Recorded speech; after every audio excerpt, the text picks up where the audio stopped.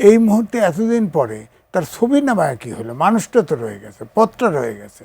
ছবি নামানো তার লাভটা কি? সামনে নির্বাচনের ঘোষণা দিছে, সে নির্বাচন করতে পারবে কি না, কাক দিয়ে করবে, এগুলো ঠিক নাই। ছবি নামানো এই অকারণ উৎপীড়নটা কেন? এর ভিতরে কি আছে?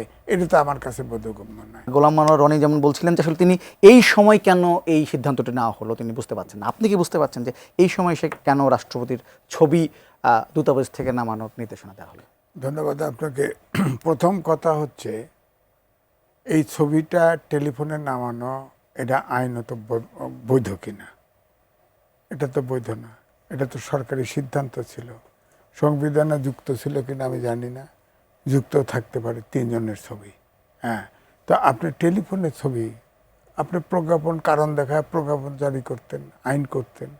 আর প্রধান আমার কথা রাষ্ট্রপতিকে তো রেখেছেন, তো রাষ্ট্রপতিকে সরিয়ে দিলেই তো ছবি সরিয়ে যেত, সেটা তো রেখে দিচ্ছেন।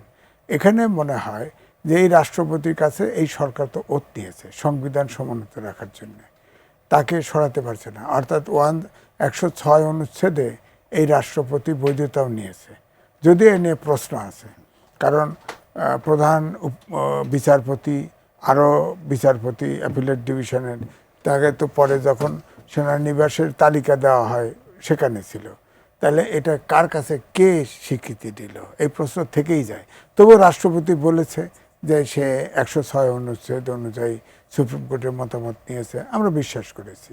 কিন্তু এটা তো সাংবিধানিক, ওই অর্থে সাংবিধানিক অর্থবতী সরকার। হ্যাঁ, এটা তো সংবিধান সংস্কার করারও ম্যান্ডেট নেই। এর ছবি নামা, এর ছবি দেয়, এর ছবি এই করে, এই ডিসিশন নেয়, সংস্কার করে, এগুলোর ম্যান্ডেটটা কোথায় পেল? এই প্রশ্ন কিন্তু থাকেই।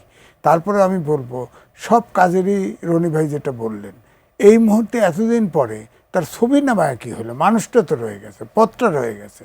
ছবি নামানো তার লাভটা কি? যদি একটা হিসাব আছে যে 5ই আগস্টের পরে বাংলাদেশের 82টি মিশনের মধ্যে 60টি থেকেই ইতিমধ্যেই ছবি নামানো হয়ে গেছিল। না, সেটা নামানো হয়েছে।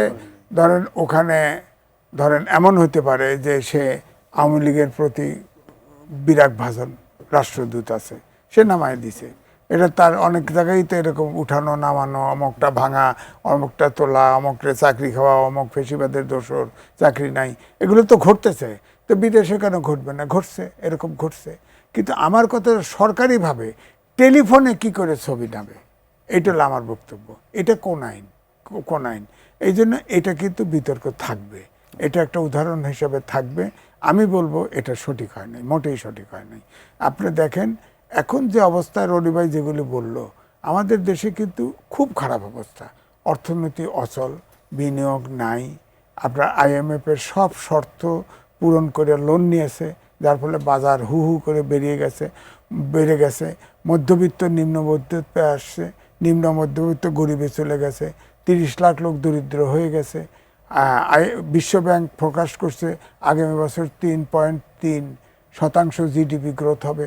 এই বাংলাদেশের স্বাধীনতা থেকে শুরু করে 71 সাল থেকে আজ পর্যন্ত এটা নেই। 19-20 অর্থ বছরে করোনাকালে এটা তখনও ছিল 3.75% GDP গ্রোথ। তো দেশের অর্থনীতি তো মোটেই ভালো নয়। এই ছবি নামায় একই লাভ? আমি তো বলি না।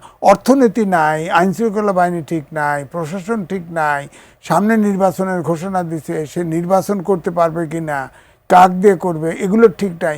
ছবি নামানো এই অকারণ উৎপীড়নটা কেন? এর ভিতরে কি আছে? এটা তো আমার কাছে বোধগম্য নয়। জি।